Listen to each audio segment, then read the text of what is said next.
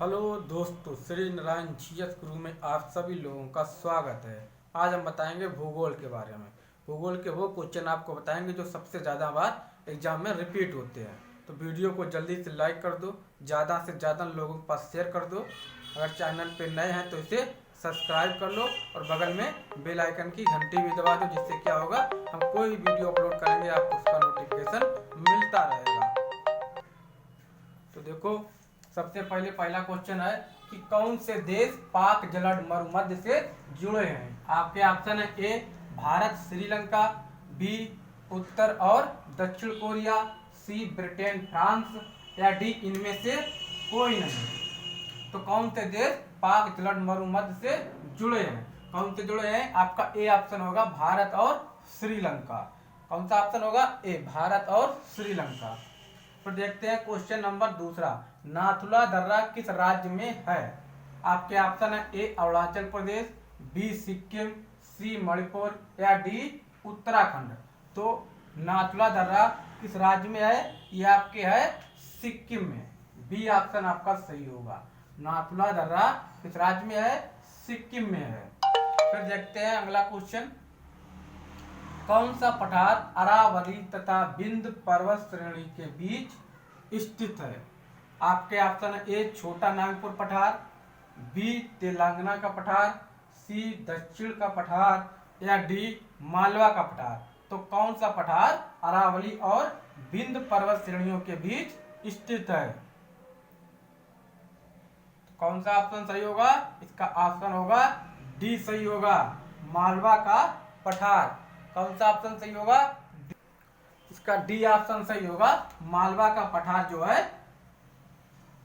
वो अरावली और विंध्य पर्वत श्रेणी के बीच स्थित है। कौन सा पठार? मालवा का पठार।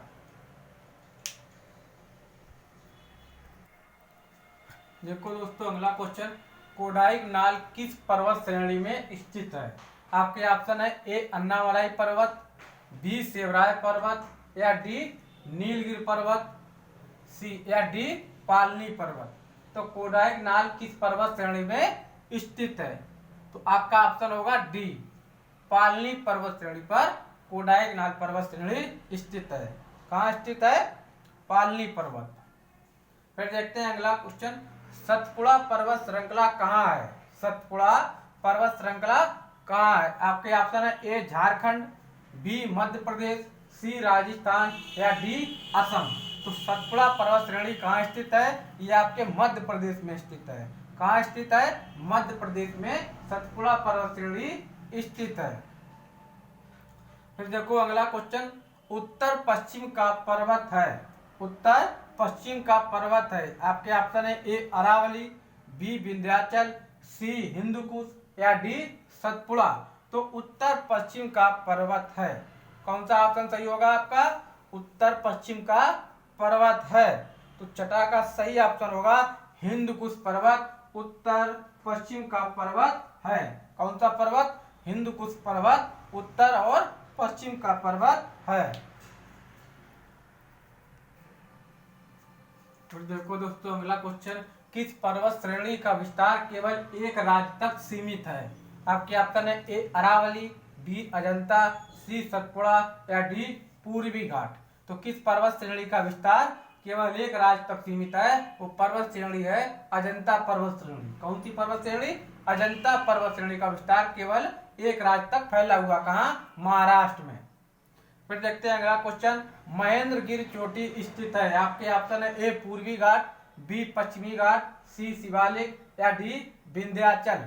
तो महेंद्रगिरी पर्वत चोटी स्थित है आपके किस घाट पर स्थित है? तो महेंद्रगिरी चोटी स्थित है आपके पूर्वी घाट पर। कहाँ स्थित है? पूर्वी घाट पर स्थित है।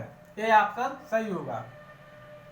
फिर अगला क्वेश्चन देखो, कोंकण तट किसके बीच फैला हुआ है? आपके ऑप्शन ए गोवा और कोचीन के बीच, गोवा और मुंबई के बीच, गोवा और दमन के बीच, या गोवा और दीव के बीच। तो कोंकण तट किसके बीच फैला है? गोवा और दमन के बीच फैला है। सी ऑप्शन आपका सही होगा, गोवा और दमन के बीच कोंकण तट फैला है। तो देखो अगला क्वेश्चन दोस्तों, गारो और खासी पहाड़ियां किस पर्वत श्रेणी का भाग हैं? ए सतपुड़ा, बी हिमालय, सी पश्चिमी या डी पूर्वी घाट। तो गारो और खासी पहाड़ियां किस पर्वत श्रेणी का भाग हैं? कौन सा ऑप्शन सही होगा? इसका डी ऑप्शन सही होगा, पूर्वी घाट का भाग है। गारो और खासी पहाड़ियां जो है पूर्वी घाट का भाग है। फिर देखो अगला क्वेश्चन, भारत का पूर्वी समुद्री तट किस नाम से जाना जाता है? भारत का पूर्वी समुद्री तट किस नाम से जाना जाता है? आपके ऑप्शन है ए कोंकण तट, बी मालाबार तट, सी दीघा तट या डी कोरोमंडल तट। तो भारत का पूर्वी समुद्री तट किस नाम से जाना जाता है? तो इसका सही ऑप्शन होगा 11 का डी। किस नाम से जाना जाता है? कोरोमंडल तट के नाम से जाना जाता है। भारत का पूर्वी समुद्री तट किस नाम से जाना जाता है? कोरोमंडल तट के नाम से जाना जाता है। फिर देखते हैं अगला क्वेश्चन, किस राज्य की सीमा पाकिस्तान के साथ सर्वाधिक लंबी है? मतलब किस राज्य की सीमा पाकिस्तान के साथ सर्वाधिक लंबी है, सर्वाधिक लगती है? आपके ऑप्शन है ए राजस्थान, बी जम्मू कश्मीर JKN जम्मू कश्मीर, सी गुजरात या डी पंजाब। तो किस राज्य की सीमा पाकिस्तान के साथ सर्वाधिक लंबी है? वो राज्य है आपका राजस्थान। राजस्थान की सीमा पाकिस्तान के साथ सबसे अधिक लगती है। देखो दोस्तों अगला क्वेश्चन, भारत और चीन के बीच सीमा रेखा कहलाती है। भारत और चीन के बीच सीमा रेखा क्या कहलाती है? आपके ऑप्शन है ए मैकमोहन रेखा, बी डूरंड रेखा, सी लाल रेखा या डी रेड क्लिफ रेखा। कौन सा ऑप्शन सही होगा आपका? भारत और चीन के बीच सीमा रेखा कहलाती है मैकमोहन रेखा। ए ऑप्शन आपका सही होगा। तो देखो भारत और श्रीलंका के बीच कौन सा द्वीप स्थित है? भारत और श्रीलंका के बीच कौन सा द्वीप स्थित है? आपके ऑप्शन है ए लक्षद्वीप, बी रामेश्वरम, सी नात्रिका या डी म्यांमार। तो भारत और श्रीलंका के बीच कौन सा द्वीप स्थित है? रामेश्वरम द्वीप स्थित है। बी ऑप्शन सही होगा। फिर देखो कर्क रेखा किस राज्य से होकर गुजरती है? तो कर्क रेखा भारत के किस राज्य से होकर गुजरती है? देखो ऑप्शन ए है जम्मू कश्मीर, बी हिमाचल प्रदेश, सी बिहार या डी झारखंड। तो कर्क रेखा किस राज्य से होकर गुजरती है? झारखंड से होकर गुजरती है। हमने बताया था कर्क रेखा भारत के कितने राज्यों से होकर गुजरती है? 8 राज्यों से होकर गुजरती है। कौन कौन से 8 राज्य हैं? गुजरात, राजस्थान, मध्य प्रदेश, छत्तीसगढ़, झारखंड, पश्चिम बंगाल, त्रिपुरा, मिजोरम। 8 राज्यों से होकर कर्क रेखा गुजरती है। तो ये 8 राज्य ध्यान रखना, गुजरात, राजस्थान, मध्य प्रदेश, छत्तीसगढ़, झारखंड, पश्चिम बंगाल, त्रिपुरा, मिजोरम। ये 8 राज्यों से कर्क रेखा गुजरती है।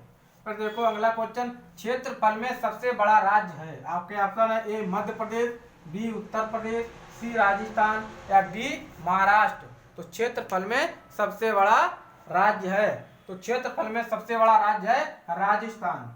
सी ऑप्शन आपका सही होगा। राजस्थान के बाद फिर मध्य प्रदेश, फिर महाराष्ट्र, फिर उत्तर प्रदेश। सबसे बड़ा है राजस्थान, फिर मध्य प्रदेश का नंबर आता है, फिर महाराष्ट्र, फिर उत्तर प्रदेश।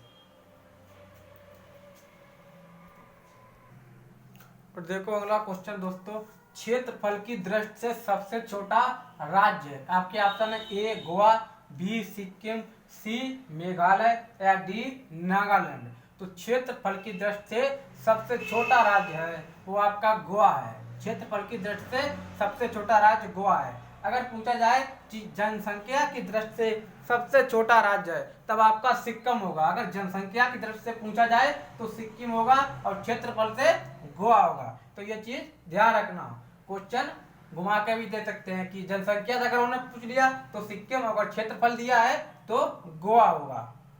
फिर देखो अगला क्वेश्चन, सबसे लंबी तट रेखा वाला राज्य है? आपके ऑप्शन है ए गुजरात, बी महाराष्ट्र, सी आंध्र प्रदेश या डी तमिलनाडु। तो सबसे लंबी तट रेखा वाला राज्य है आपका कौन सा है? ए होगा गुजरात। सबसे लंबी तट रेखा वाला राज्य है गुजरात। और देखो भारत का एकमात्र राज्य जिसकी सीमा सिक्किम से लगती है? आपके ऑप्शन है ए असम, बी पश्चिम बंगाल, सी मेघालय या डी अरुणाचल प्रदेश। भारत का एकमात्र राज्य जिसकी सीमा सिक्किम से लगती है वो एकमात्र राज्य है आपका पश्चिम बंगाल। पश्चिम बंगाल की सीमा सिर्फ सिक्किम से लगती है।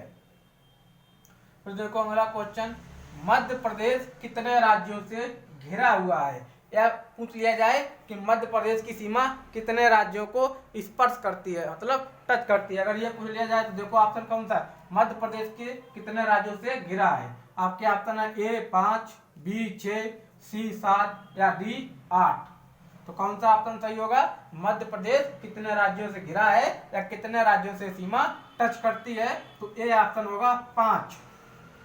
मध्य प्रदेश 5। जैसे मान लो ये मध्य प्रदेश है तो इसके जस्ट ऊपर देखो यहाँ पर आपका यूपी पड़ेगा, फिर इधर जाओगे राजस्थान पड़ेगा आपका, इधर राजस्थान, फिर इधर आओगे नीचे महाराष्ट्र पड़ेगा आपका, फिर इधर आपका जाओगे छत्तीसगढ़ पड़ेगा। इधर कितने राज्यों से लगती है? तो इधर आपकी इसकी सीमा इधर किससे भी लगती है? गुजरात से भी लगती है इसकी सीमा। मध्य प्रदेश की सीमा यहाँ पर लगती है गुजरात से।